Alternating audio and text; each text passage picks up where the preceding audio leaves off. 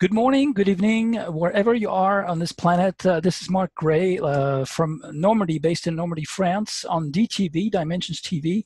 I have the great pleasure and honor today to be hosting Sherry Swiney. Hi, Sherry. How are you? I'm good, Mark. Thank you for inviting me. And you're based out of what state? What state in the U.S.? I'm in Kentucky in the U.S. Mm-hmm. Great. And Sherry, you're not very well known here yet on this side of the big pond, but you will be soon, hopefully after this interview.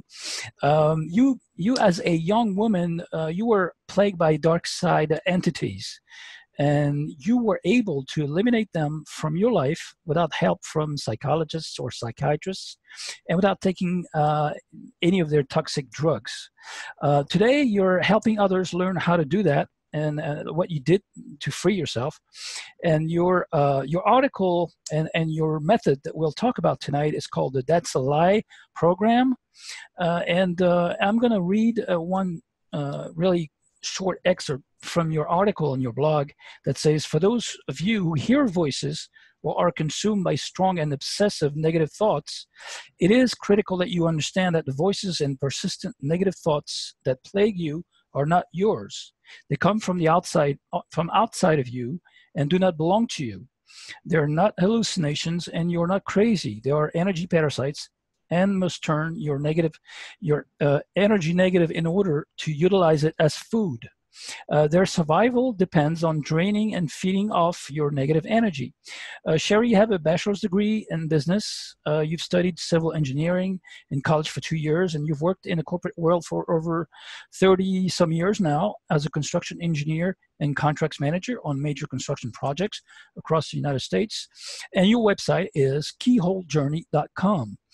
You have given interviews on, and that's where I've seen you. I've come across your work on Freeman Fly TV and James Bartley's Cosmic Switchboard, and you've been working with Clark McClellan, former NASA engineer who witnessed I'm going to remind to my listeners, he witnessed, Clark, a 9-foot-tall alien standing in a space shuttle. And you also have been working with your friend and colleague, Jerry Marzinski, whom I discovered also on Freeman TV.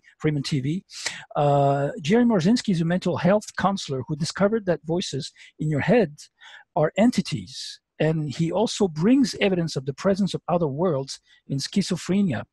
I have personally interviewed other researchers who mention demons, or at least in your minds, that demons exist, and those entities exist. Robert Stanley, whom you probably know because you have actually put up one of his interviews, at least on your website, I believe, who sees Enki as Lucifer as a mind parasite, Wayne Bush, Eve Lorgan, and Lotta Leon, among others that I've interviewed. And today we're going to explore your mind-opening concepts and identify, according to your experience and research, where those negative thoughts come from, and how to identify them and stop us from feeding the parasites and entities that tend to infect our minds. Let's start with early, maybe childhood programming and your own experience. Yeah, my own experience is lumped in with everybody else's experiences on one level. It's extraordinary on another level. So let me talk about the part that affects everybody first. And so when we come into this world, from our minds from the age of 0 to 6 are in a functional state called the theta state. And that state is used by adults for meditation, but for a child who is age 0 to 6, it's kind of a hypnotic state. It's like a hypnagogic trance, in that the child takes in everything it sees and hears and experiences as just the way things are. So that's the truth, right? That goes into the subconscious, and that becomes the person's way of thinking. And as they grow up and they see what's going on around them from age 0 to 6, they're taking in all this stuff that's coming from other people. So that's the program that we all start out with, and every single person is different because every family situation and every childhood situation is different around the globe. You know, there's different cultures, there's different areas, even in the United States, you know, from the West Coast to the East Coast, from the North to the South. There are different cultures within the United States that believe differently. So the child who's raised in that family grows up believing what it has learned from others.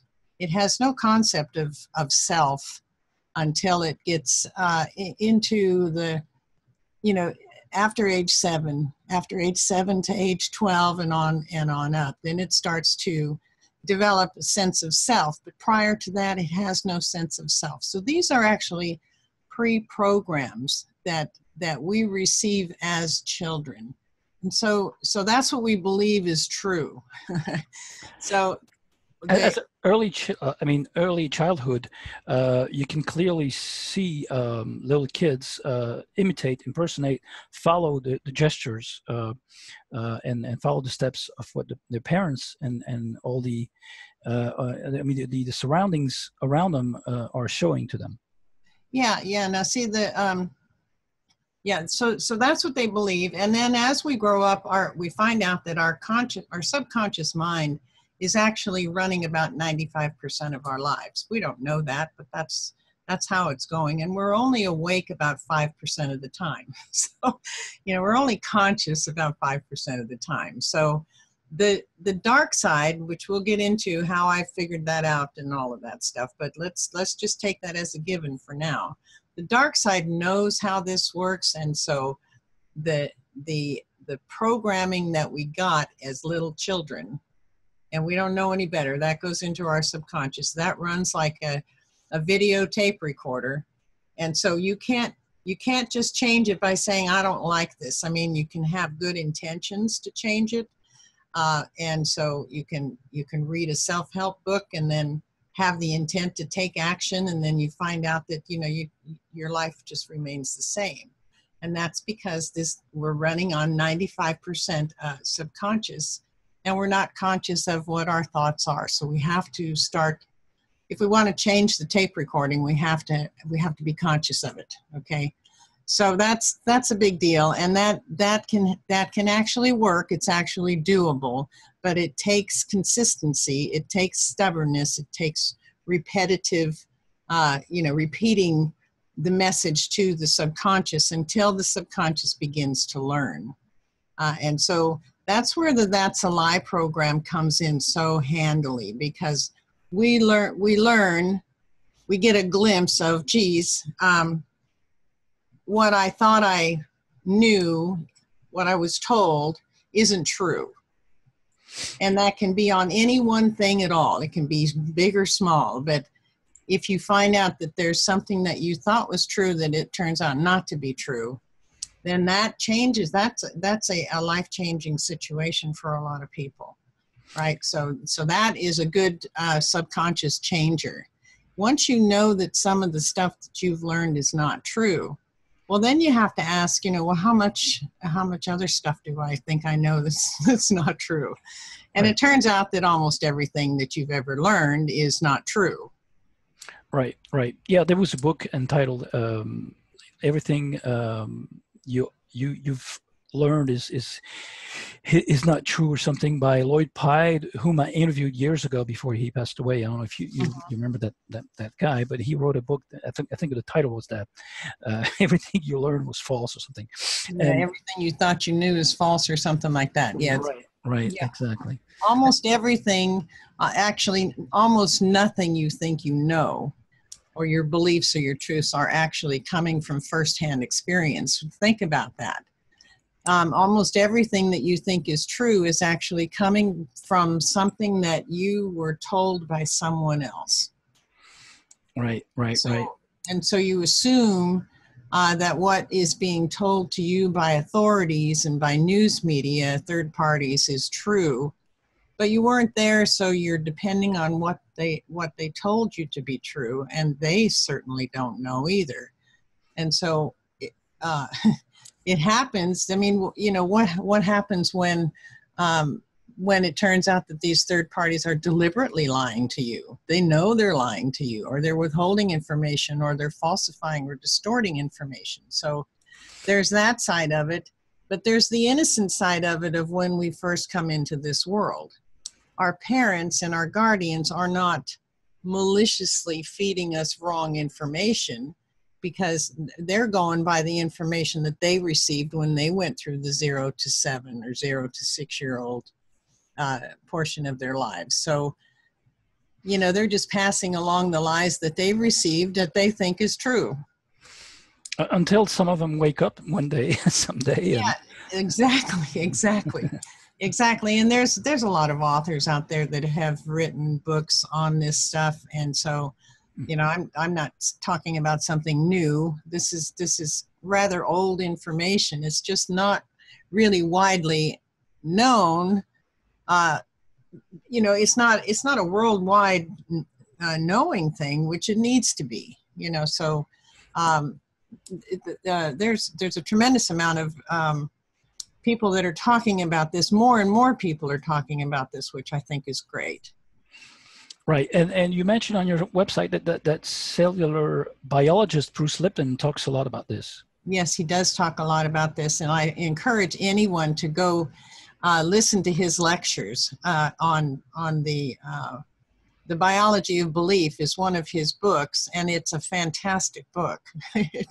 You know, how our biology can actually change according to our belief system.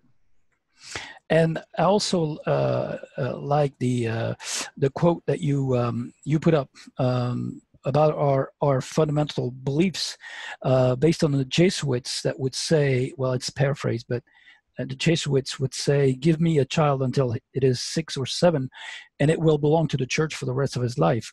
So, knowing the well, we have evidence today that the Jesuits have always been somehow conspiring, more or less in the shadow, but now, you know, they're in the Vatican pretty much in the open. And in Jesuit education has been rampant worldwide for some political figures, and some of them in the limelight, and others in the shadow. But you know, they do have a lot of pawns in the system, in the establishment. Yeah, they do, and so I'm quite sure that many of those pawns in the system were with them from an early age, and so they got the programming. They got it, you know, they got a different program than the average child gets in an average family, but still they got the program. And the first 6 years are critical to these people that want to program individuals.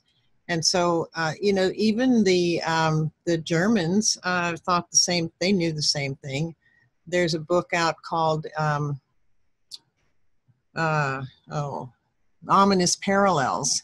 It's an old book. I think it's in the 1970s or 80s, and it does a comparison between the covert programming and the overt programming that the United States does, pretty much for its population. So it overtly programs its population through media and commercials and, you know, that sort of thing, so that the general population is so programmed that it will continue programming itself.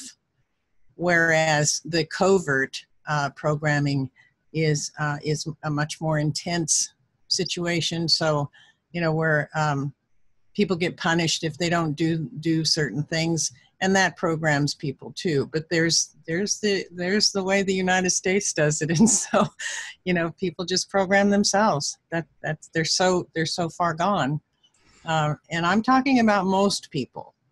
You know, it's the few people who are waking up, and thank goodness there are more people waking up. But yeah, well, there's programming in the Walt Disney cartoons as well, and movies. You know, yes. Yes, and it's very subtle. Until you know it, then once you know it, you see how blatant it is. But until you know it, it's pretty subtle, and it's targeted to the young children, because they just take it in like a sponge, and they're in this hypnagogic state where they're not reasoning at all. They're just taking information in, and it becomes part of who they are, because it's a program that goes into the subconscious. And you know, we get some silly information, and then as we start to grow up, we realize, well, that can't be true, you know. But for the most part, the program is pretty well ingrained.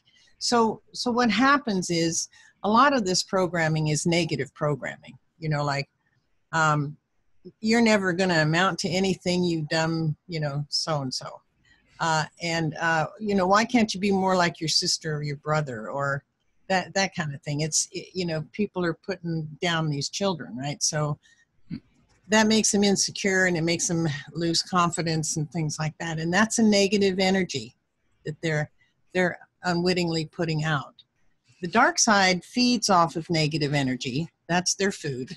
And so they know how this pre-programming works, and they will milk that and try to enhance the negative emotions to get more food.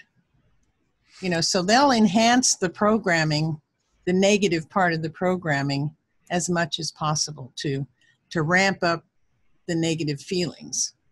And you're talking about overall most of the population, human population. We're not talking about the, because I've done a few interviews on this topic, the children mind control rings, the trauma-based ritual abuse, children and so forth. Because there's all kinds of, you know, this is like most of the children population out there that you're talking about.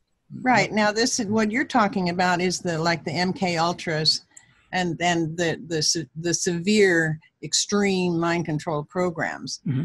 And that's you know, sure, that's very effective, and that's usually based on you know, it used to be primarily based on trauma-based mind control, and now they're using chemicals, as I understand it, to control the brain. But there's other ways of you know, controlling the mind that are not what we're talking about.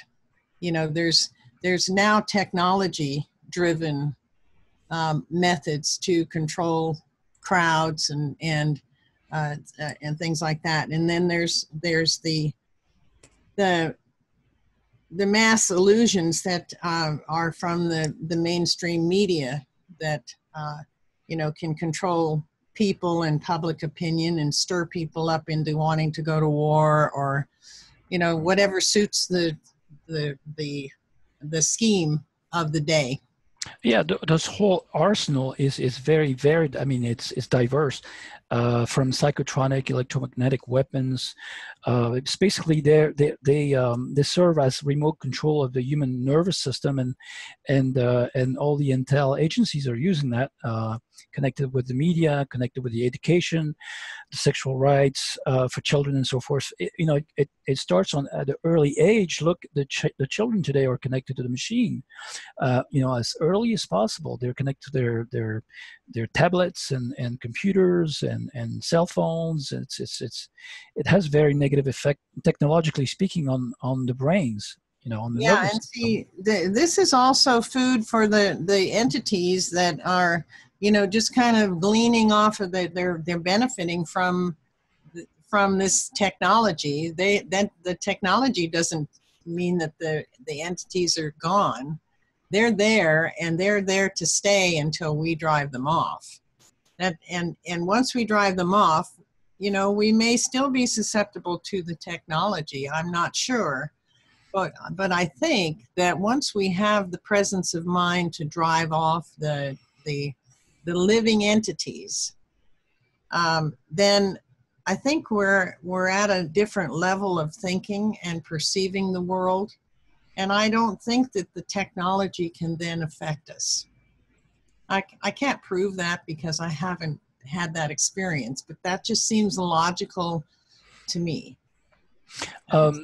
Yes, tell us a little bit about your own experience that drove you to your conclusions today and your method. Well, I was subject to some torture when I was a child. My father was enamored by the Japanese torture methods used in World War II, and he studied it. And so, as a child, I got to be his lab rat, I guess. And you know, he wanted to test different methods and to see if they really worked the way that he had read about. So Terrible, terrible. very, very, very, very terrible. In fact, during one of the processes, the pain and the fear and the anxiety was so bad that I ended up popping out of my body. I didn't do it on purpose. I just popped out of my body. This to me tells me, I didn't do this analyzing at the time, but later on, I realized it's just how powerful the mind really is. So I popped out of my body, and I ended up in this really nice place, and I felt no pain. I don't know what was going on with my physical body. I didn't really care because I didn't feel anything. And so when I came back, of course, I passed out, and then my father would nurse me back to health, and then tell me what a good participant I was and what a good girl I was, and so on. And then he would rock me to sleep, and I would feel safe. You know, so it was such a dichotomy of severe evil and severe good, all coming from the same person. So it was a real confusing situation for my child mind, who was, you know, this started when I was 3 and lasted until I was 6. And so, you know, I took all this stuff in, and the message that I got was something like, well, if you want to be loved, first you have to let the person torture you. so you know, you can imagine the relationships I had as a young woman. I mean, it was really a mess. So anyway, I didn't understand the voices or the demons at the time, but I do remember looking back, different ideas that came into my mind that sounded just like my thinking, except that they were things I would never think. And so as I got older, I wanted to know what was happening to me, because it wasn't anything I could talk to anybody about, because I instinctively knew that I would be called crazy and probably put in an institution and drugged to death or drugged into oblivion, and then I would just be a wasted person. So yeah, so then as I got older, I started studying the mind, the brain, to see how it worked. And that was real interesting, but it didn't give me any answers. It was just the mechanisms of how we thought it worked. And so from the clinical like mainstream standpoint, right? Yeah, from the mainstream standpoint, because that's all I knew at the time. Mm-hmm. And you know, I had to start somewhere, so I started there, and then it was real interesting study, but it didn't answer any questions at all that I had. And so as coincidence or serendipity would have it, I was already working as a construction engineer. And my boss came and told me, he said, you know, we got a project that includes computer programmers writing this program for the client, and how would you like to learn computer programming? I said, sure. So during the course of learning computer programming, it dawned on me that, wait a minute, our brains kind of work like computer programs in that they can be programmed. And so then I wondered if I could reprogram my brain, is that possible? I could reprogram my own brain. And so I worked on that for a while and realized just how complicated that could be, because I didn't know the code. It's like a gazillion types of things going on in your brain, right? And so I figured I had to have something very, very simple that while I was being attacked and in the moment, it had to be something that I could remember to say or do. And so I need to back up a little bit, where I had previously learned that so much of what was going on in my head was not true at all. I mean, it was a lie. And then as I did some more studies and read some self-help books and things like that, I realized how much of my life was a lie. And I wanted to change that. I didn't know how to change it. But anyway, so the long story short is that I came up with this That's a Lie. I didn't call it the That's a Lie program at the time, but every time I had one of those thoughts that was not my thoughts, I would just say, that's a lie. And because that's what it was. I knew it was a lie. So I wasn't just saying it, I meant it.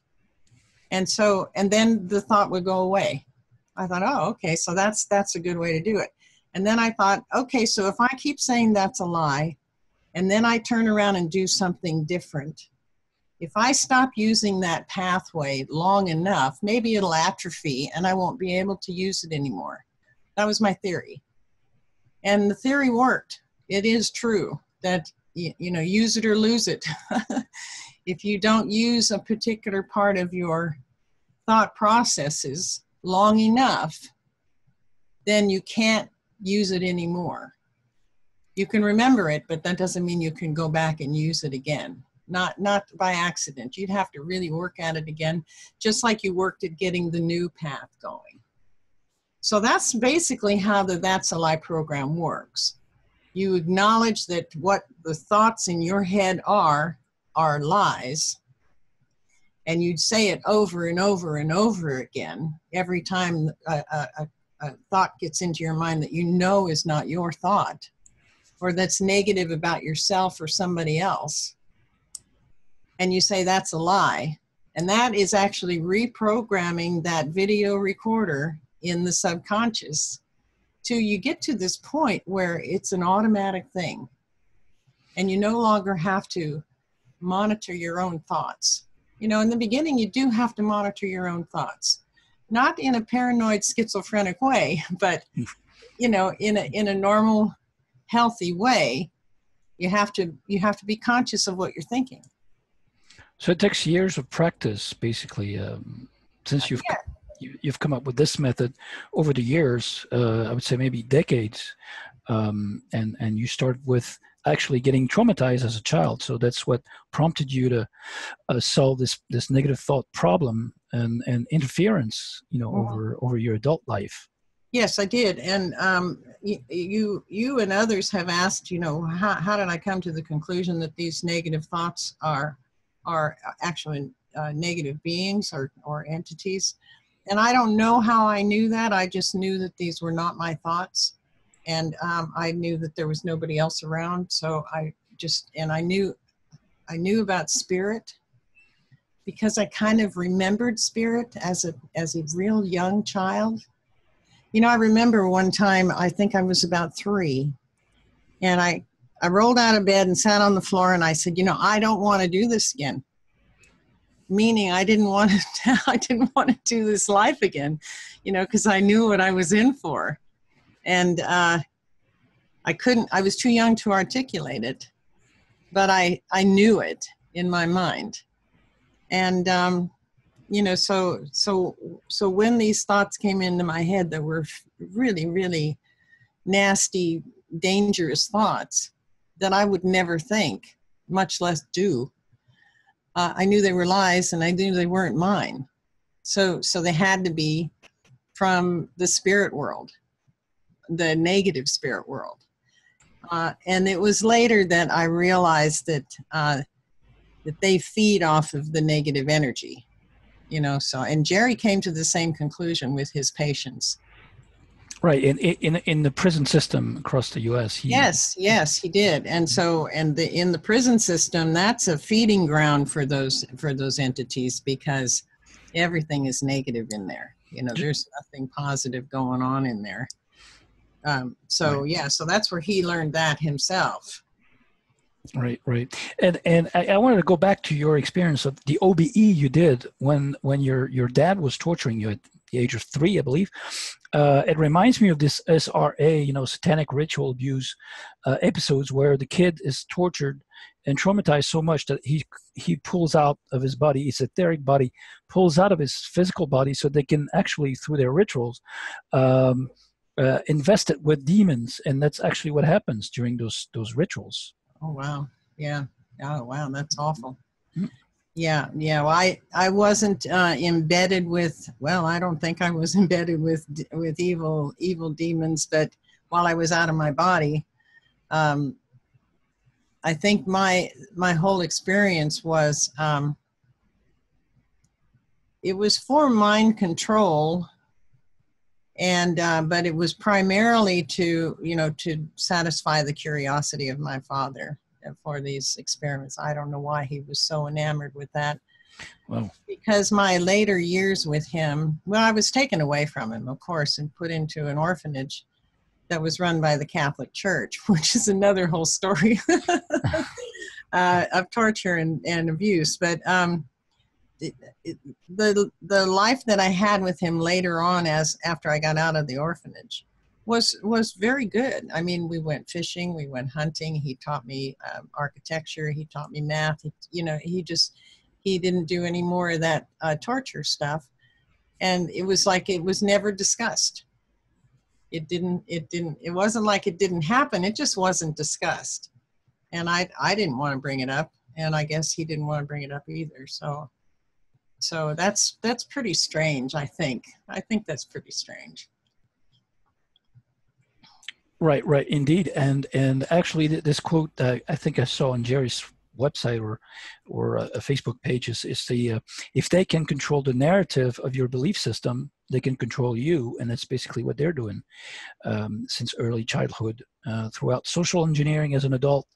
And actually, social engineering starts early, at early age. So it's a lifelong process, and we never know if we wake up from the dream until actually end this incarnation. And I've done a few shows with about NDEs and their near-death experiences, and some were very awkward and not the ones that you hear all the time. With Wayne Bush, he's done like over 25 years of research on this, and afterlife and OBEs and NDEs and so forth, and you really feel that we are, even though you say we are only 5% conscious, so we are awake sometimes and conscious and 95% subconscious, but we are living in a dream, which is closer to a nightmare than anything else, because this archonic-based, fear-based system feeds off of our sufferings and fear, and it's always about chaos and trauma control. So it's a loosh game and harvesting. It is, and the thing is that it doesn't have to be that way. Right. Once we understand that the fear that we're going through is based on lies, then we no longer have anything to fear. Once we eliminate fear, then the dark side entities are going to work on some other negative energy that's maybe a lower level or a higher level, whichever, from fear, considering that fear is at the bottom, and then we go on up, so it's a higher level. So we've got anxiety. Okay, so let's build on anxiety. Let's build on worry. Let's build on anything at all that will make a person feel not positive. So those things are based on lies. If you stop and think about it, worry doesn't do anybody any good at all. It only hurts the person doing the worrying. And so being anxious about something is, I don't know,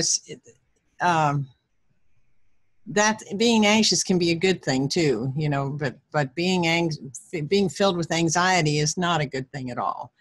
And so, you know, these are negative emotions that are enhanced through the lies that we hear in our head, not through audible voices, but through what seems to be our own thoughts. And it's not our thoughts. It's not coming from us. So if we can keep that in mind, that these thoughts are not coming from us, they don't belong to us, and we can send them back where they came from, or we can send them away with love. I mean, that works wonders. You just, you know, I send you love. And that sends them running. It does. It really does. Yeah. Yes, it does work in some instances, in some cases, but not in all situations. It depends how far the parasite interference has gone into your mind, or the person's mind, or if she's affected by, you know, with I don't know, with drugs, or some kind of clinical treatment, or pathology, or you know, that's it doesn't always work, but you've had experiences where it did work for you, right? It broke basically some type of paralysis or parasitic interference, and love was the rebellion. Yes, and love is the final answer. Now, that doesn't mean we get to that point right away, because, and I didn't get to that point right away either. But in the beginning, I used "that's a lie," and that was very true. If it was a negative thought about myself or somebody else, then it was a lie. As far as I was concerned, it was a programmed lie, and I called it out as such. And then the thought would go away. And then I would do something different. Can you tell us a few examples of those negative thoughts, what they would say in your head, and you identify them as external to your own mind? Yeah, okay, well, let me think. There's so many. Right. Yeah, let me think. Just a kind of a common one would be like, you get into an argument with somebody, okay, and then you split up and go your ways, and then you start having a rerun of that argument in your head, and so you know, you can think of, well, I could have said this. I wished I'd have said that. Geez, I wished I'd have said that. You know, if I could do it over again, I'd just say that, and that'll rerun through your mind a million times, and you can't go back and re-say it, right?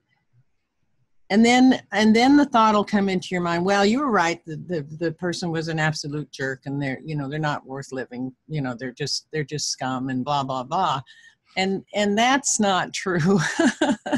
That's not true. But that's the kind of thought that will come into your head, or it'll be that you're the scum, you know, yourself is the scum for doing whatever you did. And none of that is true. I mean, people, even the worst of the worst, that's not all they are. That's not the worst. That's not everything that they are. You know, it's like, okay, so my dad is a good example. He was this guy who was pretty sick in the head to do this to his daughter. And yet he turned around to be a really good teacher and a good father as I got to be a teenager. So he had various altars to himself, yeah. Basically. So I guess that's what it was. Maybe that's what it was. He had different altars. And as a young girl, as a 3-year-old to 6-year-old, before I got taken away, his altar was to run these Japanese torture programs on me, and to see, you know, what was what with that. And so, but when I got out of the orphanage, and I don't know what he went through during that time, then, and I was like 13 when I got out of the orphanage. And so from then on, it was teaching me how to hunt, teaching me how to fish, teaching me how to walk through the woods quietly like the Indians did, you know, teaching me how to build a camp, teaching me how to build a campfire, teaching me how to do all kinds of self-sufficient things. And I loved it. And so, yeah, that was and teaching me math that was understandable and getting me to love math and getting me to love designs and things like that. So that's what kind of got me into engineering. Right. So Right, that's different, like a split personality. I don't know, but I wonder if Dr. Mengele had children, and if he raised them. Oh God, yes, it was hot. Yeah, I don't know. Well, he was. I read a witness account of somebody in the American MK Ultra program that was tortured by Mengele, actually, after he was exfiltrated under a different name, and once I think they faked they searched him all over, but there was this big Operation Paperclip at the end of World War II, and all the Nazi German scientists and some officers and some engineers were drained. Exfiltrated to the U.S. Which is called by Jim Marrs, who's no longer with us, the Fourth Reich today, but I think he's not far from it, because the New World Order is based out of the U.S. So and they pretty much rule the whole New World Order worldwide, and mind control is the major part of mass control. And we see we are in a gigantic harvesting farm of people under mind control. When you look at the media, you look at Hollywood propaganda, you look at the advertising world, the consumerism, the credit based society, and everything else with the banksters. You see a whole human cattle being misled and lied to, with politics and false pretense based wars that should have never happened. I think there hasn't been a justified war in our human history altogether. If you go back as far as maybe the first tribes or something, it's all illusion and lies, like you said. Tell us how you identify. Sometimes I heard you say you hear the negative thoughts say in your head "we" instead of "I." Oh yeah. When I was hearing these thoughts, one time I said, "Who are you?" Mm-hmm. And they said, "We are you." And I said, "Okay, well, I'm not a we, I'm an I." And so, that means that you're not me. You're not me. But they will tell you, "We are you." So that means there's many of them. I don't know how many were in my head, but there were times when it felt like there were hundreds of thoughts jumbling around in my head. In fact, there was a time that I encountered one. I saw it, and I'll tell you the story if you want. I was running this human rights program, actually organization that was focusing on the prisons and the court systems in the United States. And so it was a huge human rights organization. It was worldwide, and at one point there was 3 million hits on my website in a month. So like the average was 1 million hits a month for, I don't know, a particular year. And so we were starting to gain momentum, and we were beginning to become something, a force to be reckoned with. And so at any rate, there was a group within the group that practiced Reiki. Do you know what Reiki is? Yeah, absolutely. Yeah, does your audience know what Reiki is? Yes, they do, and they also know the dangers of some Reiki practitioners. Okay. So the concept is that it's an energy healing mechanism for the pure at heart, right?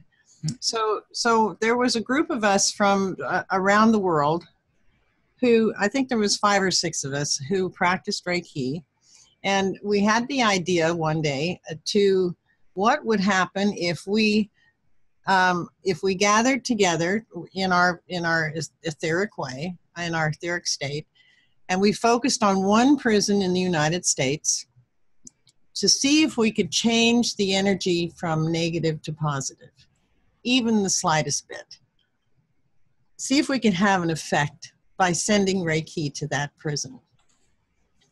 So we had to find a prison. The prisons that we chose had to have a participant inside the prison to know that this was going on, and to kind of pay attention and notice and let us know what he observed, right? So that was the criteria.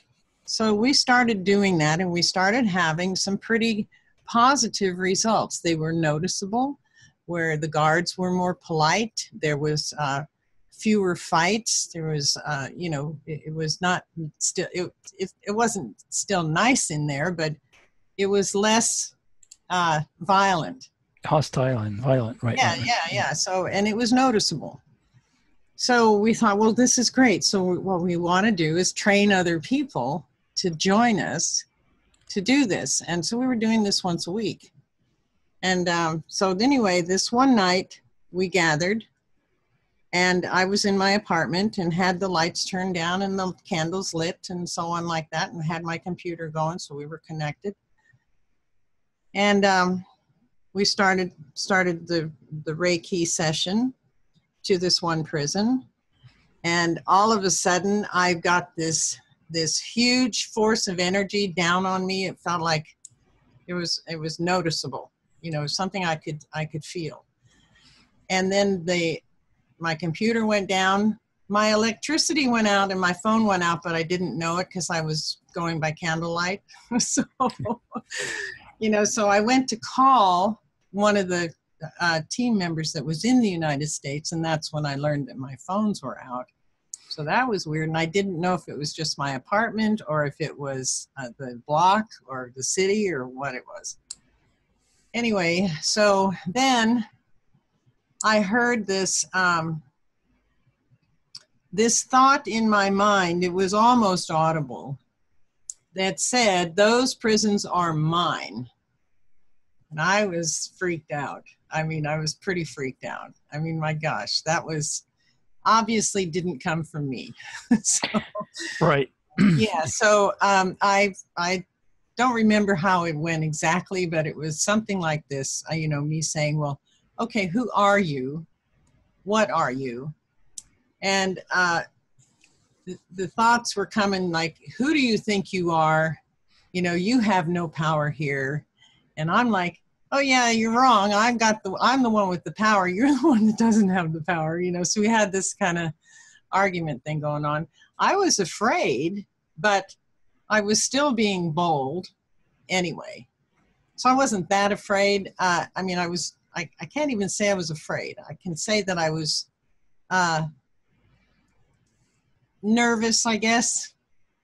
A little on edge, and because I knew what it was, so I knew it had no power, and because of what I'd been practicing for so long, I'd already gotten, if it had happened earlier, before I was healed, I probably would have fallen apart with fear or something, but I was already over that, so I already knew my own power. I knew that they had no power of their own. And still, when this happened, it took me back, took me aback. And so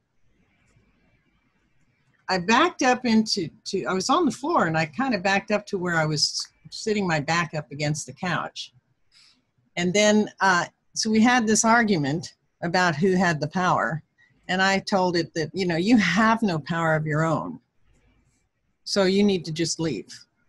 Well, then it turned into this,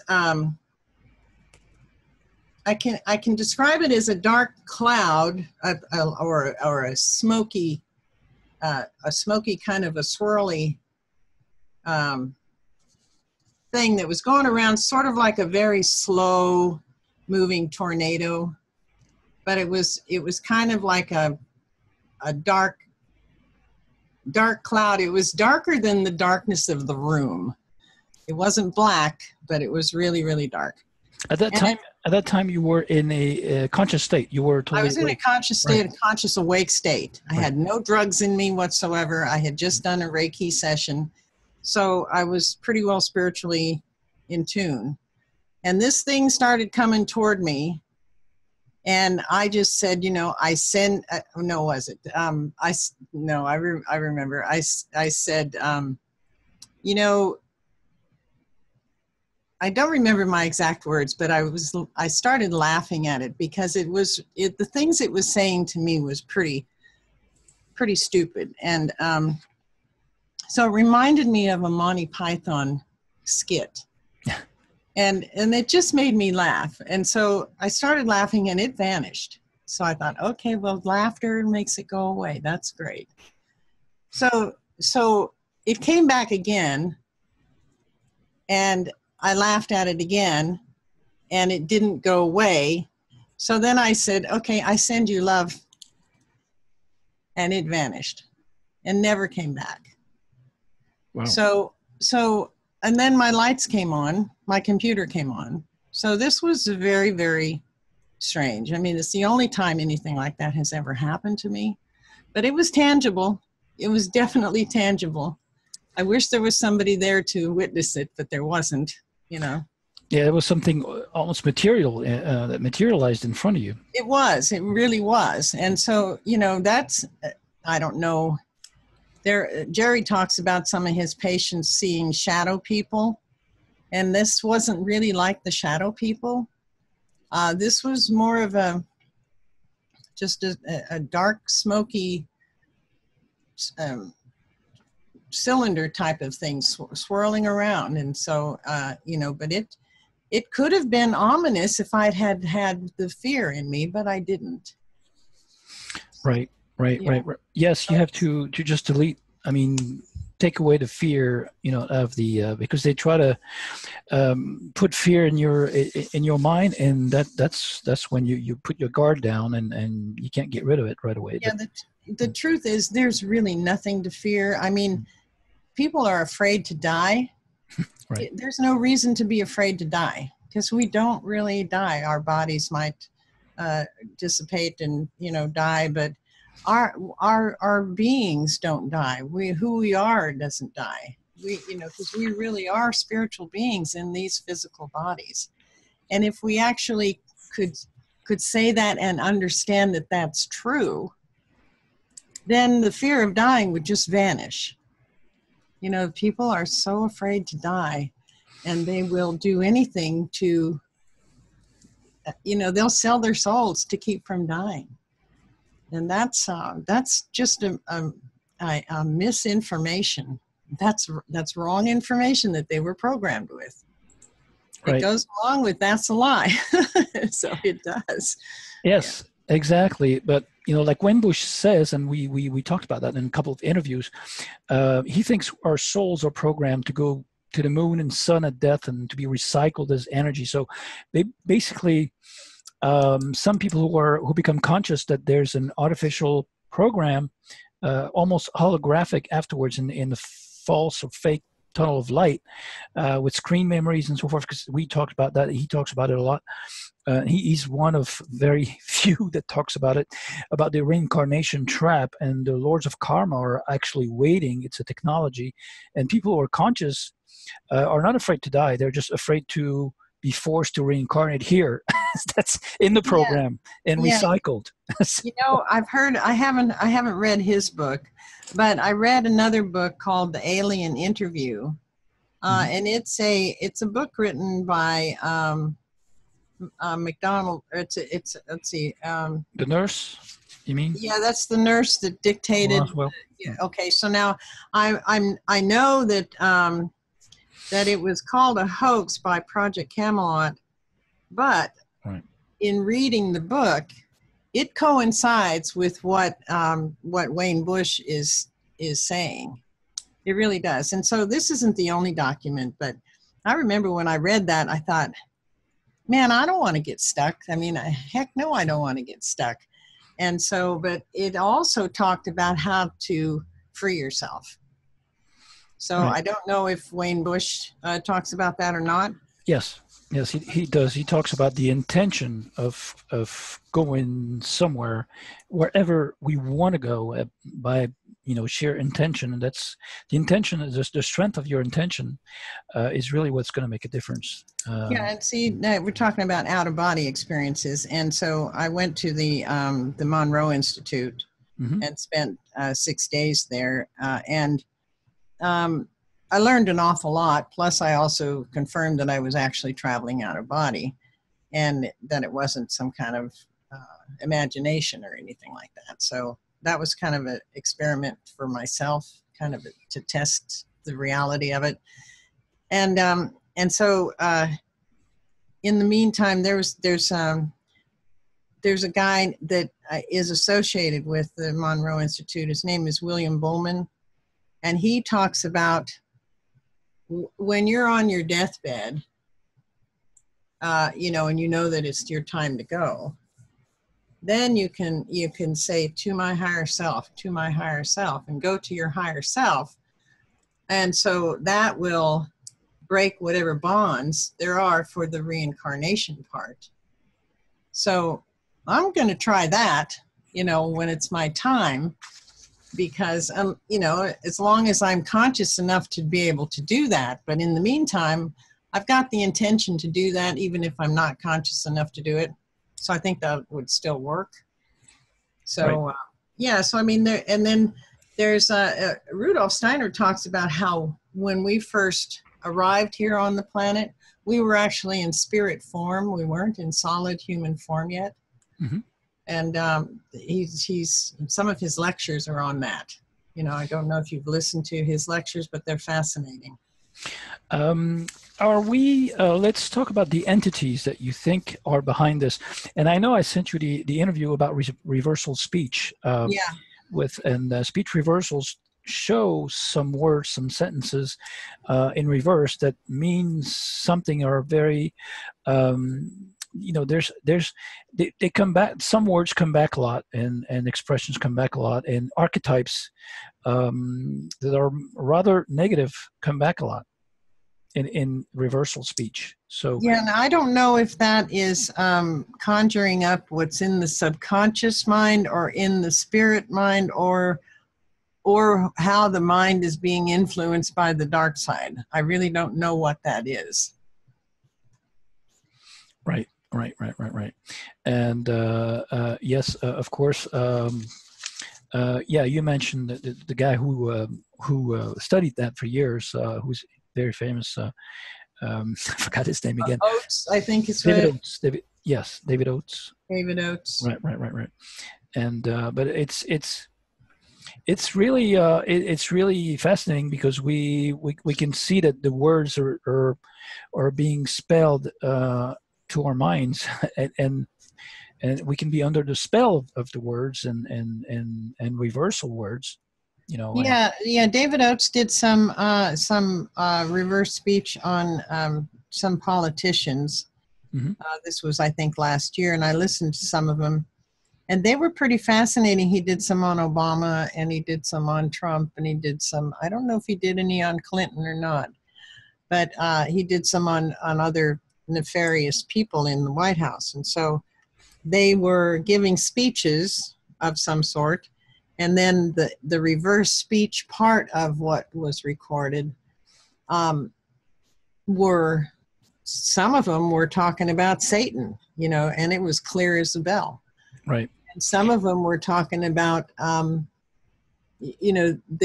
their real feelings about the audience rather than what they were saying. So that just, that I have no idea where that's coming from. I mean, is that part of the subconscious mind that's been programmed to believe contrary to what they're saying? I mean, these people are psychopaths, and so they have no emotion. They have no feelings. They couldn't care less what people are going through. But reversal speech, or I mean, the same patterns go on with everybody, not only the psychopaths that run this world Yeah. and politicians. I mean, I invite the listeners to watch our interview with Wayne Bush about speech reversals. I mean, we've reversed songs, movies, interviews, and you know, there's some very relevant song reversals and speech reversals. That's a common phenomenon found in everyday conversation, as the subconscious or conscious mind is tapping into the collective consciousness, and sometimes communicates when emotional or passionate, either a message pertaining to the subject that's being discussed. It needs to be charged emotionally, you know, and it's not every word, and it's not, you know, all the time. It's every, I don't know, 30 words or 15 or 20 words. Yeah. It's something that's happening a lot in our everyday conversation. We just don't know about it. And there are a lot of words like loosh games, fishnet, Satan, like you said, and archons, and many, you know, many words come back a lot. So I invite you to watch the interview, because it's very it's fascinating. And we, like you said, we don't know if it comes from the subconscious of the person who's being recorded, but I mean, it's recorded. I mean, it's coming from all horizons and all circles of entertainment, or even documentaries, or, you know, songs. I mean, it comes from anywhere. So it's not Yeah. really specific to any industry or specific characters, or people, you know, or famous people or anything like that. It seems to reveal the true thoughts from the person's spirit, and so, but they're not all negative either. Right. You know, I mean, I've heard some positive reverse speeches too. So, you know, some of the ones that came from early Trump before he was elected were all of the reverse speeches were confirming what he said in the forward speech. So that gave you to think that he actually meant what he said when he said it. So what happened to him once he got in office? You know, that's a mystery. I mean, that's a real mystery, because even the best of us who are, you know, pretty savvy in the world and in politics, thought that, oh wow, so here's this guy who actually means what he's saying, you know. So You know, there's some programmed actors who are actually convinced of what they're saying, so they're going to mean what they're saying, but it's a program. It's a mind programming. So it's nothing different. I mean, I don't know any high-ranked politicians that have a worldwide audience that are not liars. So, you know. Yeah, well, me either. And so that was a big surprise. I mean, you expect the politicians to lie, and so when you hear the reverse speech of these politicians, and they're, you know, they're all lying, it confirms that they're lying. And then when I listened to the recordings that David Oates did of Trump, this was before he was elected now, while he was still on his campaign trail, that some of the stuff he said, and then the reverse speech was confirming that that's what he meant, you know. Whereas the other ones were, the other politicians were outright lying to the public, and you could tell it from the reverse speech. So that was really, really interesting stuff. And so, you know, I don't know what happened to him once he got in office. I have my theories, but I don't know how true they are. I mean, now I'm questioning my own theories, you know, about what happened to him. Yeah, well, you know, politics is about bloodlines and ties from the ancient times of the ancient archonic rulers or their representatives here on Earth. So, I mean, there's so much research on that. You know, it goes back really way back in our human history. I wanted to ask you, because Jerry Morsinski talked about entities crawling up the wall behind one of his patients at a jail. You know, so it did materialize, but he wasn't able to see it, but he heard it crawl up the wall. Exactly. So this tells me, and it tells Jerry finally, that these things are actual external entities. And in the studies that he did, and the studies that he worked with Wilson Van Dusen, they both came to the conclusion that these entities are conscious beings, And I already knew that they were conscious beings, and so now we have two top licensed psychologists who agree with that, you know, from their own experiences with their patients and otherwise. And so, unfortunately, Van Dusen's no longer with us, but Jerry has picked up on his work and carried it forward.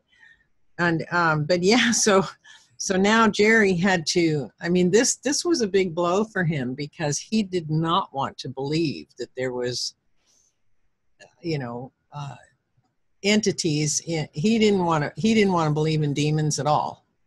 He just didn't want to believe that. So that was a big stretch. And then finally, they, you know, showed him, here, well, okay, well, here we are.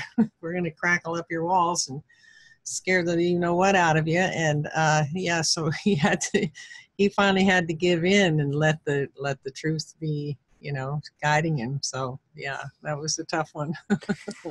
Right. And what about yourself? What, besides this cloudy cylinder and dark shadowy cylinder that you saw, did you have other manifestations of evil spirits or entities around you, or you know, around your patients or clients? I have in dreams, and so and I have encountered some dark nasty entities during out-of-body experiences, so, but not in the physical, except for that one. Right. I have a question from Eve Lorgan, whom I've interviewed here and somewhere else a couple of times. Mm-hmm. She says that, you know, your experiences are so very revealing about negative entity feeding and how we're programmed constantly and from very early on. But it's hard to undo deep programming from infancy or early childhood as an adult. Have you discovered ancestral programming, like specific stuff from other family ancestors? Oh, that's a great question. Yeah. No, I haven't. I haven't discovered the ancestral properties, although there probably are some. But you're right that it is really, really difficult to undo all of the deep programming from childhood. And I'm still working on some of mine. I mean, there's more and more layers being peeled. It's like an unending onion. The deeper you go, the more there is to unpeel.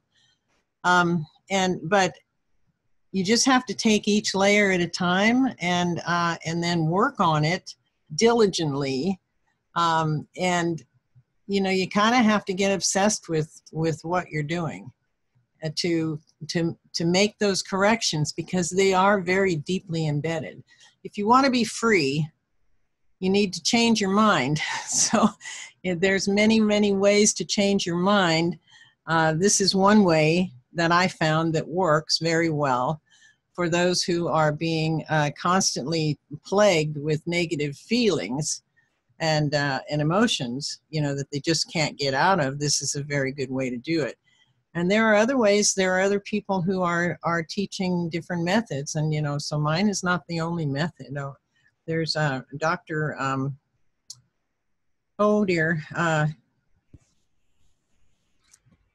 Dispenza, Joe Dispenza has several books out about changing your mind and changing your personality, and you know, something like the art of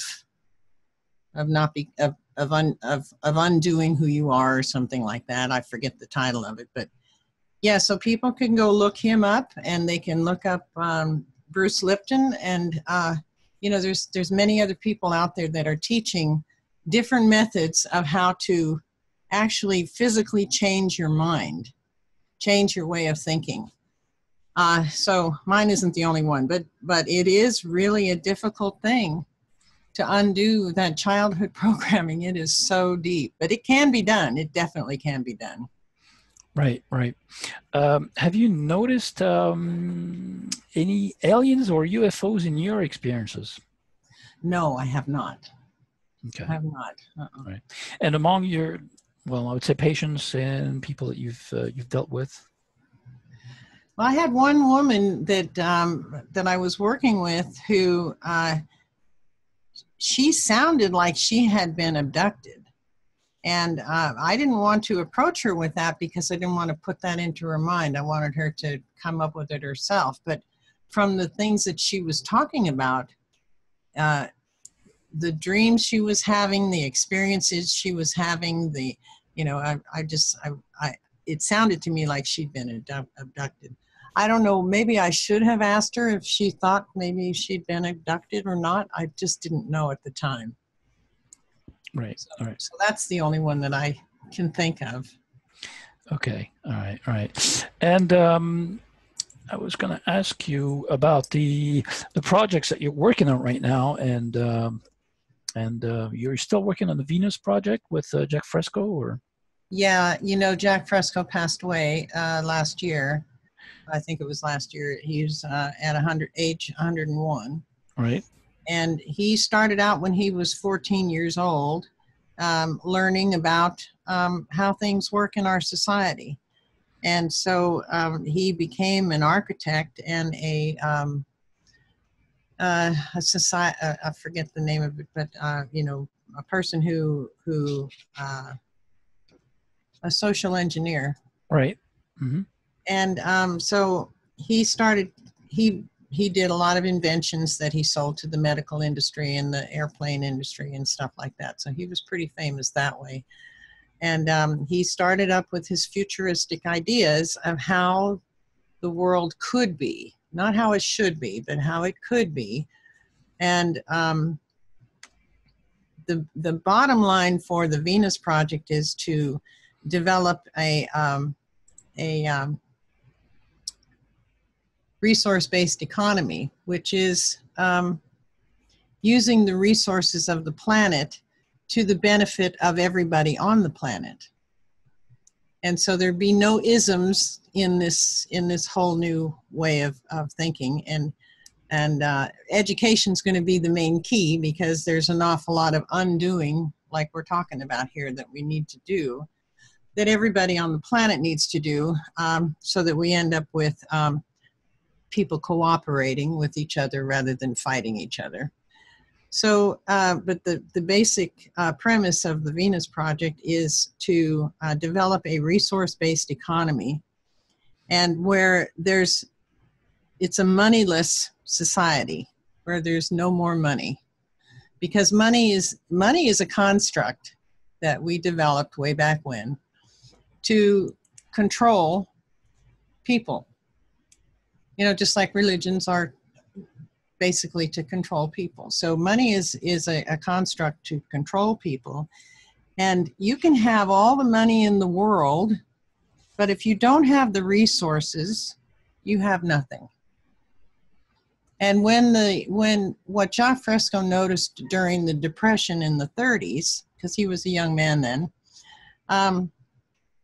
was that there was still plenty of goods, but the people didn't have the money to buy those goods. So there wasn't a shortage of goods and supplies.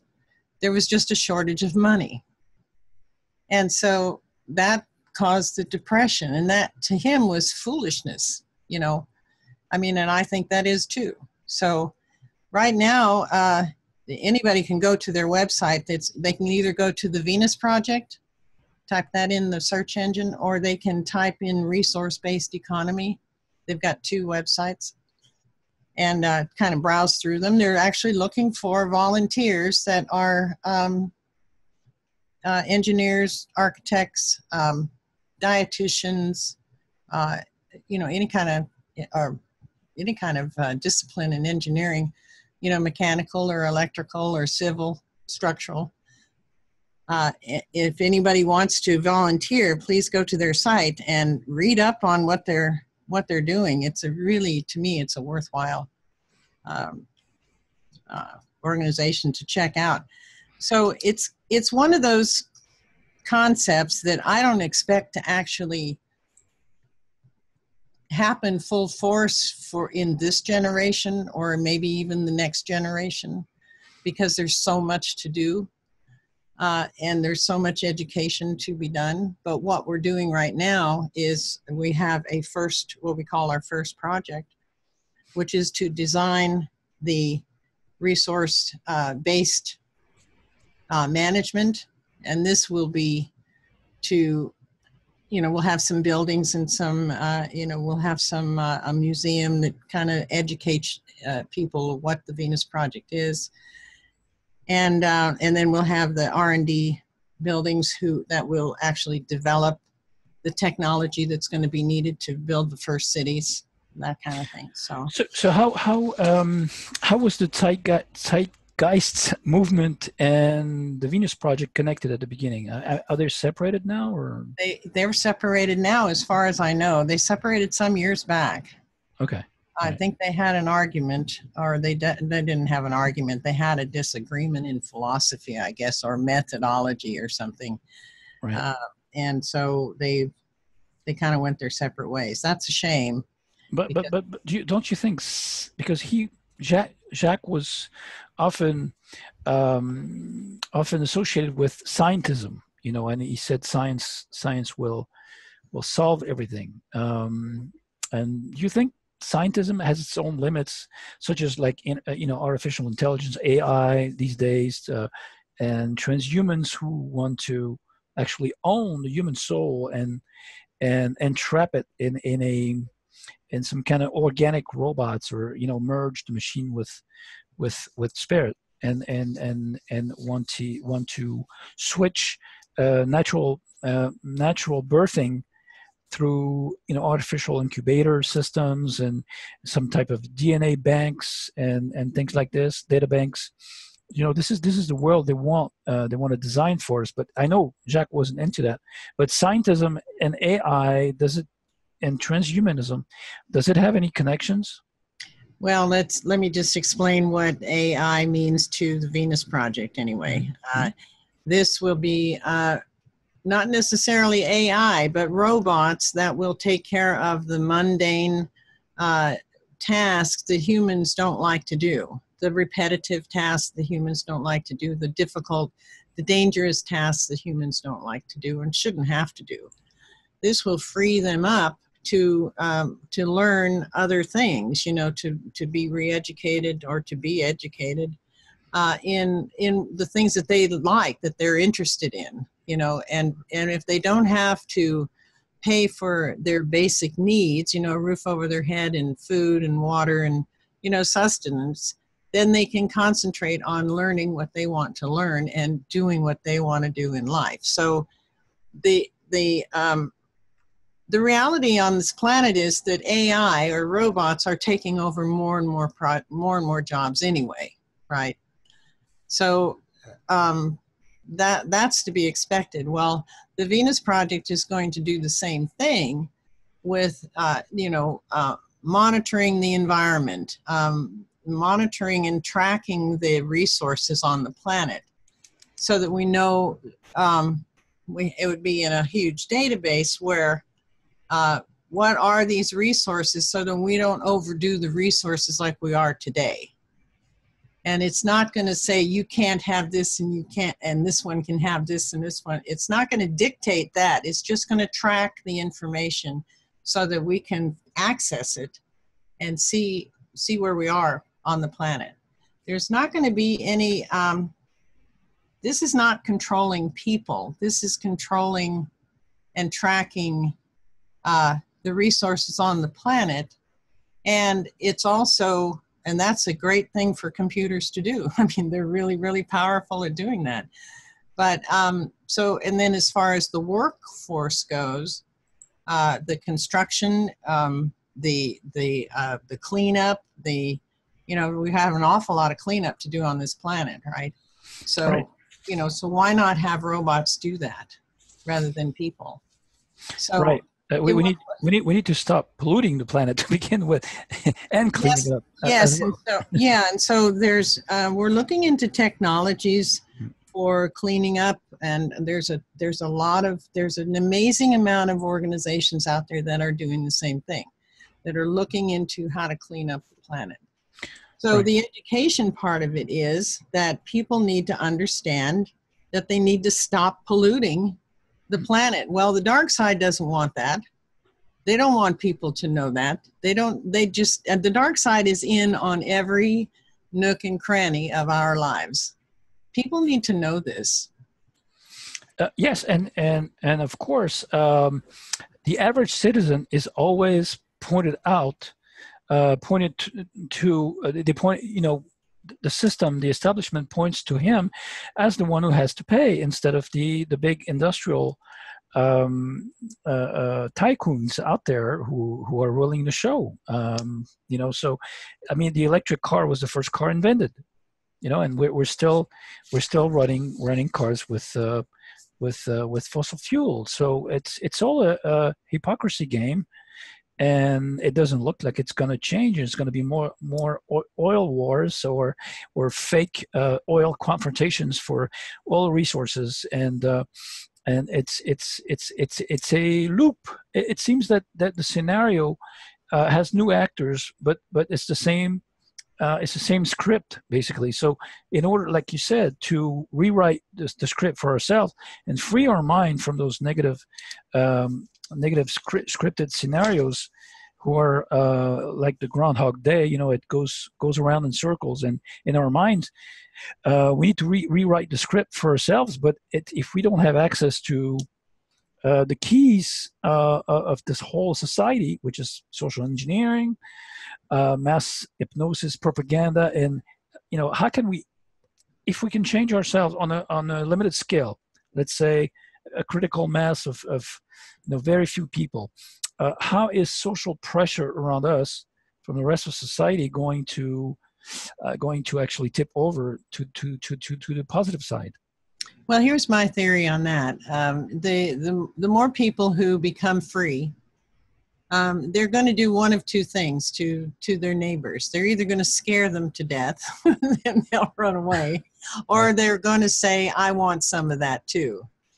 And so, how did you do that? And so, if they're willing to do the work, they'll do it. They'll do it, and they will free themselves. If they're not willing to do the work, they're the ones that are going to die off. I hate to say that, but that's the truth. I mean, they're the ones who are not going to make it, because they'll get eaten up by the system, whatever system is left over by the time we grow out of this system.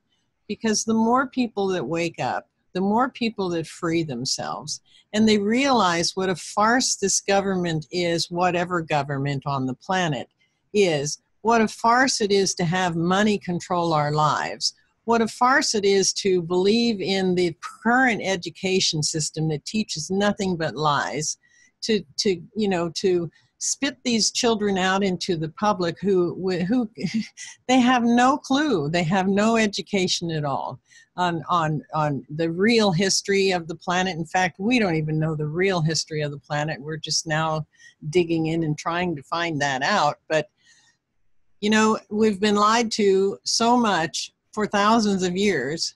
It's not going to be an overnight switch. Some people would like to think that that's the way it's going to happen, but that's not reality. It took thousands of years to get to where we are now.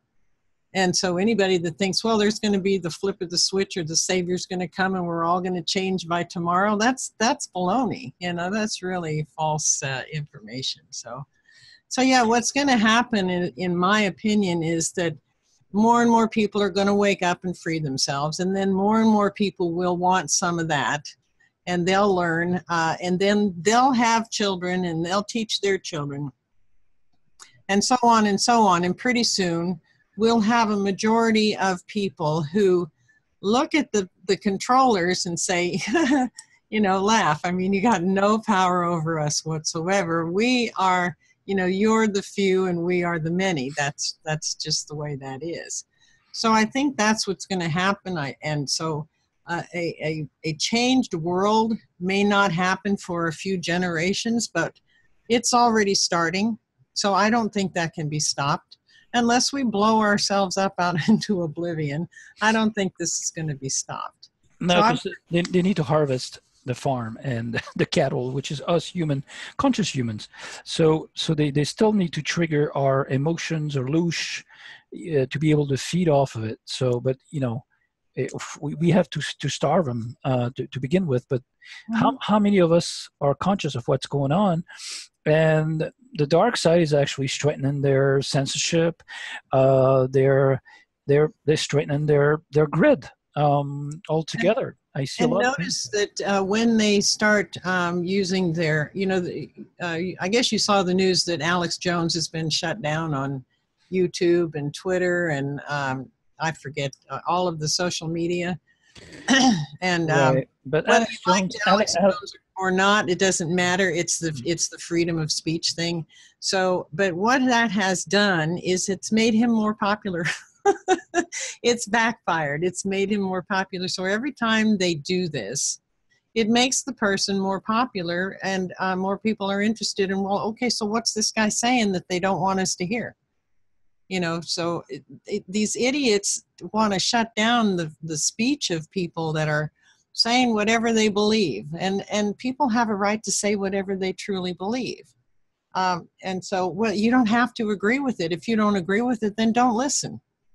That's all there is to it. You don't have to shut them down. You don't have to burn them at the stake. You just have to walk away and don't pay attention to them. That's all. I mean, what idiocy is it that says, well, this person says this and I don't agree, and so now we have to shut them down? Well, who are you to do that? So yeah, every time they try to shut down somebody, it makes them more popular. So it just backfires on them. Yes, but I'm not going to get into Alex Jones' role here because he's, some say he's a deceased actor. Forgot his name back from the '90s who is control opposition, and basically is just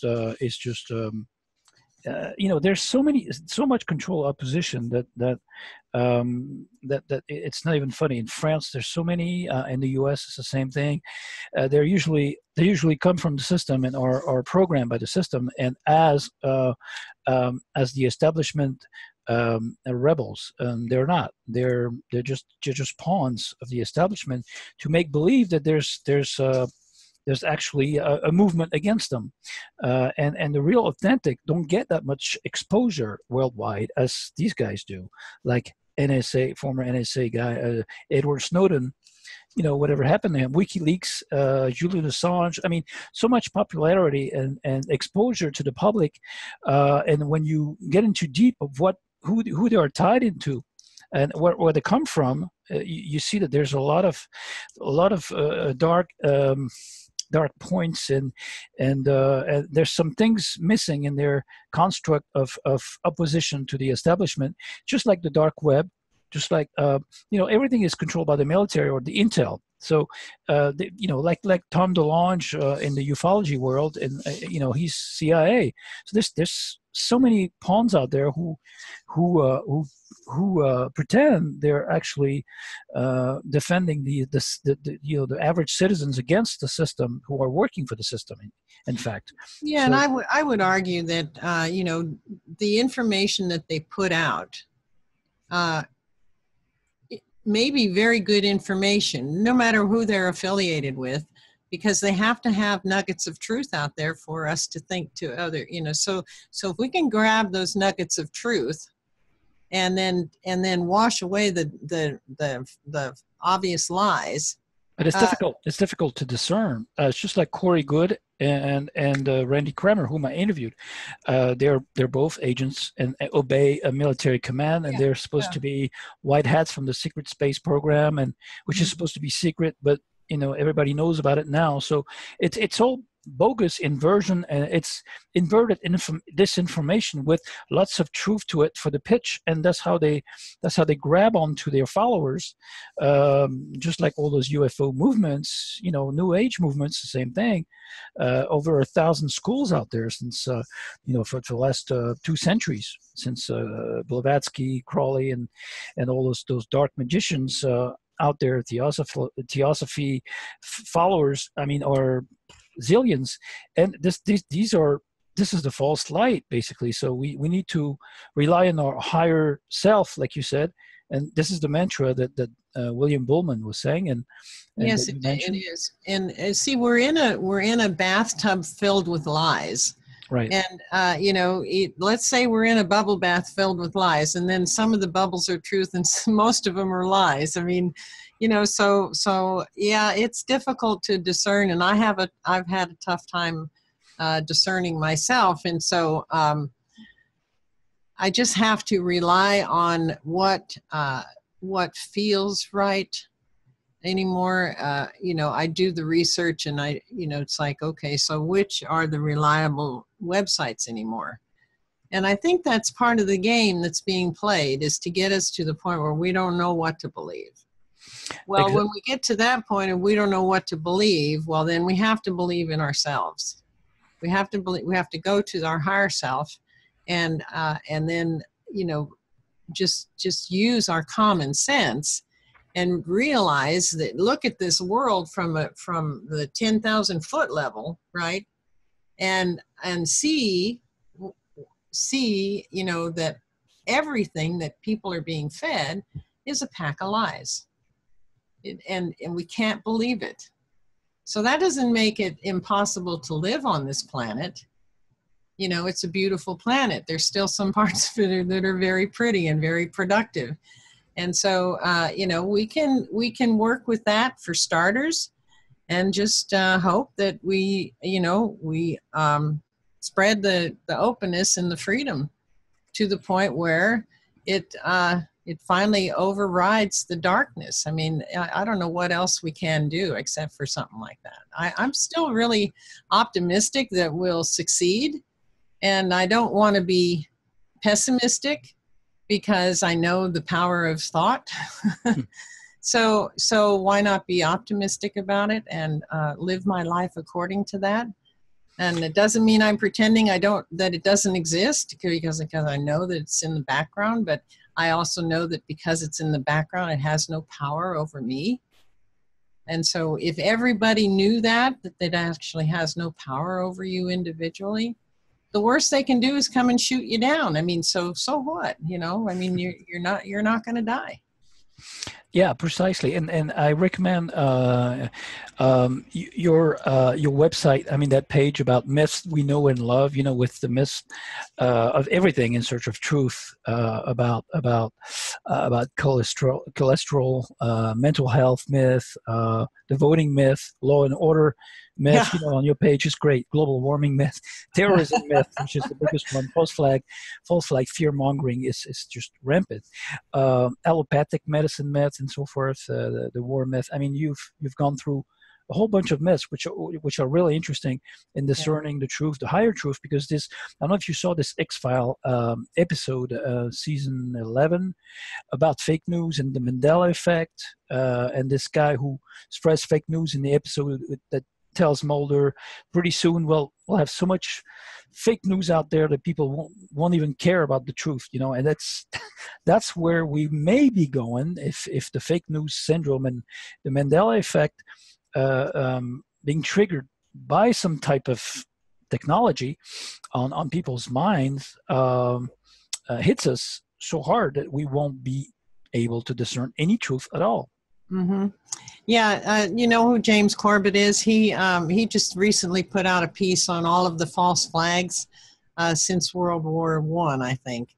It's really a good video. It's only 20 minutes or so. Mm-hmm. And so if anybody is wondering about how true what we're talking about is, that's a good place to go look. You can put James Corbett false flag in a search engine and see what you get. So yeah, that's a really good one. He just put that out a week ago, I think. Yeah, something like that. And those beings, those entities that you're mentioning, I mean, they are mentioned in ancient writings, in ancient paintings, in caves, in the Nag Hammadi, and in many Gnostic writings and others around the world, and also those prime. I mean, the indigenous populations around the world, the Aborigines. I mean, everywhere in the world they talk about these entities, and the shamans also talk about those entities from the astral realms, I believe. And have you ever tried ayahuasca, for example, or with? No, I haven't, and I don't think I want to. But Yeah, I don't think I want to, at least not right now. But what I do know about these entities is that, you know, they'll target an individual who is particularly weak in spirit. And I feel sorry for that individual who then doesn't have the strength of spirit to fight against them. Because the way to dismiss, you can't ignore the thoughts that come through your head, because that'll just make them louder. But the way to dismiss it is to recognize what they're saying as a lie, for the first thing, and then to deny it the battle that it wants, because it wants a battle between you and you, so that there's conflict, or between you and another person, so that there's conflict and negative energy. And then there's more food. It's a great big huge buffet for them. It's like yum yum. So they don't care about us. They don't hate us. I don't think they hate us. I think they look at us as a food source. You know, like a mosquito looks at us as a food source. They don't attack us because they hate us. They attack us because we smell good, you know. So some of us are, you know, smell good to them, and others don't, right? So, so it's the same thing with these dark entities. That's my theory on them. You know, maybe they are full of hate. I don't really think they are, but I know that they repel from the cosmic love energy, which is way different than the three-dimensional love that we humans experience between each other. You know, like motherly, fatherly, sisterly, brotherly, husband, spouse, you know, friendship, that kind of thing, that kind of love. That's different than what I'm talking about when I say send them love energy, because I'm talking about cosmic love. And that's a completely unconditional frequency. It's just a frequency. And that because we are frequency beings. And so that's, I think that's how the universe is operating, is on a frequency.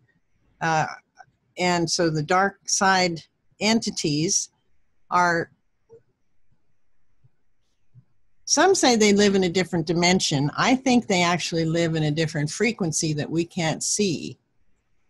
And they're in our plane, but they're not in our frequency. So we can't see them, we can't feel them, some of us can see them now and again. We can feel them, we can sense that they're present, but we can't sense them like we do a 3D person. So yeah, so that's their food. The energy, the negative energy, is their food.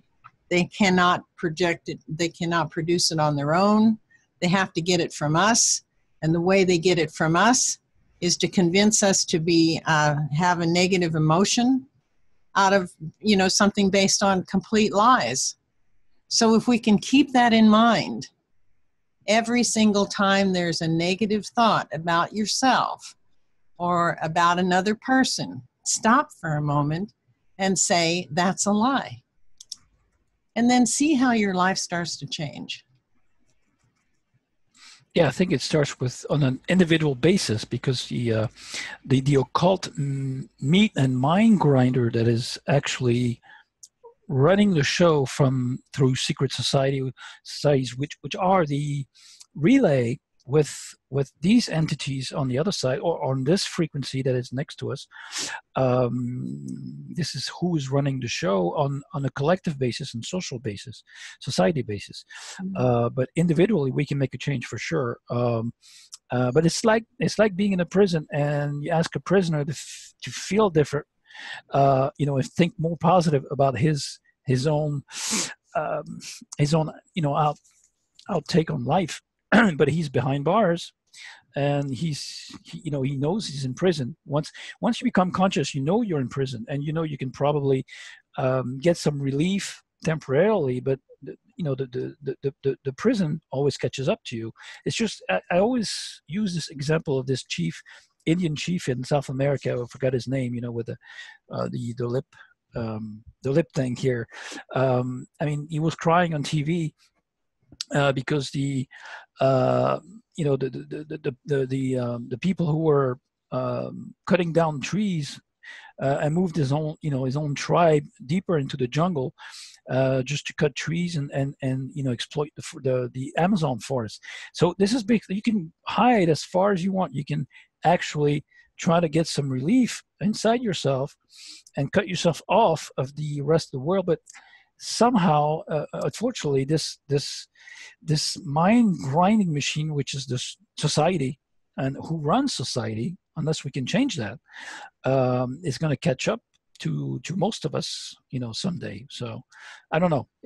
I'm being optimistic on one hand, but you know, maybe on an individual basis, as far as the critical mass aspect of it, I'm not really sure it's going to shift, you know, all on you know, all by itself rapidly.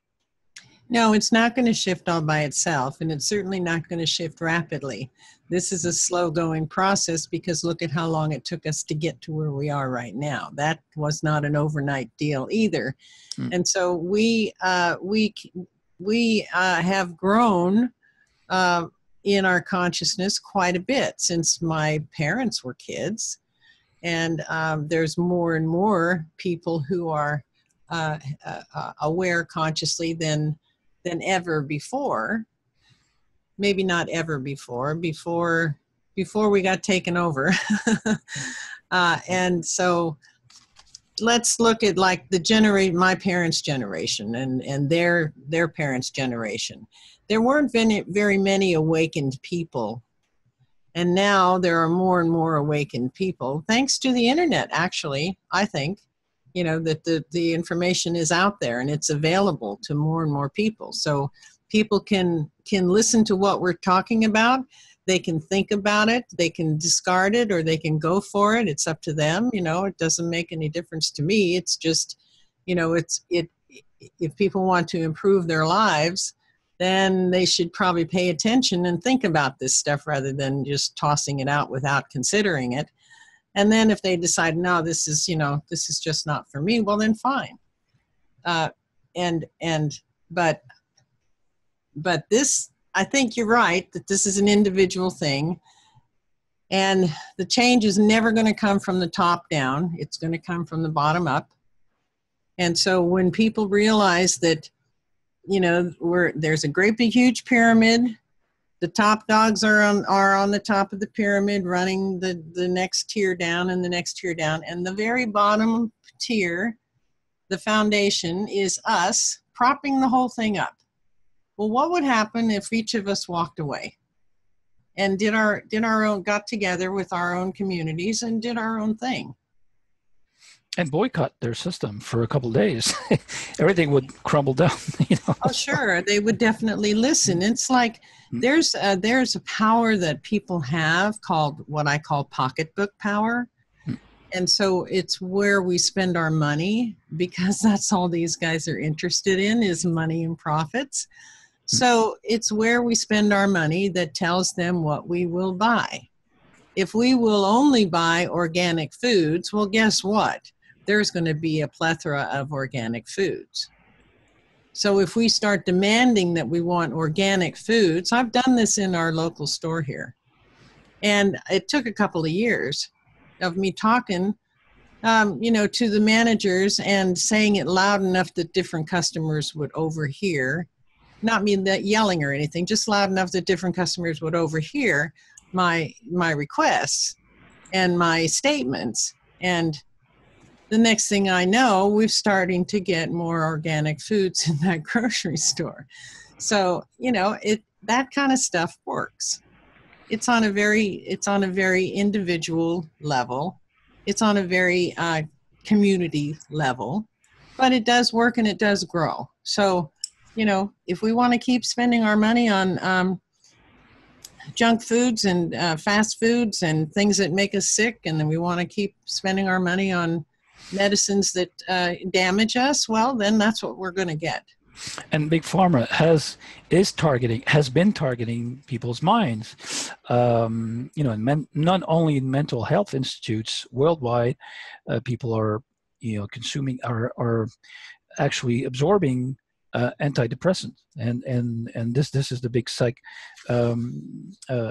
psychopathic drug that has a big effect on a long-lasting effect on people's minds with Yeah, I weaknesses. mean, they're drugging young children. I mean, come on. Mm. Just because a child is overactive, what we call overactive, was generally normal in my day, and you know, so the parents are talked into drugging them to calm them down. What is that? That's craziness, you know. Right. And all this campaign about transgender being cool and this and that, and to break apart the family unit and go to some type of AI based hive-minded society, which is what I unfortunately foresee in political speeches here in France, but it's the same in the U.S., in England, and everywhere else. There's like a one world program that government program that is pushing this agenda, that is actually pushing us to our last resort as far as discernment. And maybe this is the triggering point where people will say, well, they're going too far in taking our civil liberties away. Yeah, I think this is all part of Agenda 21 slash 2030, where the elite have decided what's good for the planet, right, and what's good for people on the planet. But first, they have to reduce the population to a manageable number. So there's lots of different ways to do that without being obvious. And there's the drugs, the pharmaceutical drugs. There's the poisonous food. There's the poisonous air, and there's just poisoning us in the water, and fluoride is keeping us calm enough to not notice, and that kind of stuff. It just so that's part of how they're doing it. Chemtrails is probably part of how they're doing it. So there's a number of different ways they're going to have wars to eliminate a bunch more people, and there's no reason for any war at all anywhere. I agree. End of story. End of story. There's no reason for any war anywhere. They're all conjured up. They're all, they're all for a particular reason and agenda that's part of the capital G game. So, and I think that that's part of this Agenda 21, 2030, to reduce the population mass and, make it more manageable. But meanwhile, we've got these groups of people that are doing really super good things, and they don't get in the news. But if you research them, it's uplifting to see how many people are doing good things on this planet. They're totally ignoring the politics of it. They don't care about that. Yeah, they need the funding and the money, but they're coming up with it other ways. And so, I really think there's a good side that we just don't hear about anymore. All we're hearing is the bad side, and that's the dark side, just trying to keep the people stirred up and getting, defeatist attitudes. I just don't think that's happening, at all. Not to the degree that's reported in the news. Well, we always hear ignorance is bliss. That's actually knowledge is power, and it's always inverted, the other way around. And I think all governments are at war against their own population, and that's what we need to understand. It's like we shouldn't be at war, like you said, against other populations, other people. We should be at war against those who want us to go to war for them. So. I don't think we should go to war at all with anybody. But if we had a military, and I believe we've got parts of the military that are the good guys who understand this stuff. But if we had let's say the enlisted people in the military, if they could see what's going on and refuse to obey stupid orders in mass, then those stupid orders would not go forward. But see, they're programmed to believe they have to follow the orders, or they'll get discommoded, or they'll get, disgraced or court-martialed or something like that. And then they'll be, ashamed to their family and their community and so on like that. Well, that's a lie. That's another lie. If they want to stand up to their own integrity and do what's right and not obey a really, really bad, crazy, destructive orders that are totally, insane, then we won't go to these wars, and we won't have these invasions of people who are just, nobody wants war except governments and corporations. Precisely. And sometimes we have to listen to our little voice inside our heads, which is called intuition, that will help us, make judgments, good judgments, and discern in our lives. And I think that these are the little voices in our heads that we need to listen to. Yeah, and the thing is, going into the streets and marching is not going to do any good at all. All that's going to do is feed the game even further so that they can clamp down on us even closer. So the way to battle this, if we're going to call it a battle, is to walk away from it and get with your neighbors and start your community, and it's not going to be an overnight thing. You'll have some hardships to go through, I suppose. Anytime you make a change in your lifestyle, there's bumps in the road. And so, get prepared for that. Be prepared for that. But look at the other side of it, to where there's freedom of thought, at least, if nothing else, which is really, really mighty important. Right. Well, thank you, Sherry, for having given us food for thought and food for good thoughts, instead of the negative thoughts that you've taught us how to identify and wave off. And what's on your plate for the upcoming months? Do you have anything specific that you want to talk about? Oh, gee, I don't really know. I just kind of take it as it goes. And so, I'm working on my farm, and actually I'm going to be starting to get ready for winter pretty soon, because that won't be but a few more months away. So, right. I don't really know. I've got some interviews lined up with other people that are not confirmed yet, and I'm busy on the Venus project. And so, and I'm busy, helping Jerry with his book. I'm really hoping we can get that finished in the next 6 or 8 months, so we can get it published. And because a lot of people are asking for it, and it's going to be really a good book, but we have to get it finished first. I'd love to interview you with Jerry, along with Jerry sometime. And Jerry's welcome on the show. Okay. Sounds good. Thank you very much, Sherry, and Godspeed to you and to all your projects. And we hope to see you again soon. And actually, your method succeed on an individual scale and large, mass scale basis as well. That would be great. I would love to hear success stories, and I'd love to publish them on my website. Success stories are on my blog. That would be wonderful, because the more success stories we have, the more success stories we will have. So I appreciate you putting me on your show so I can, say this information and get it out. I hope that it's received well, and I really do appreciate being on your show.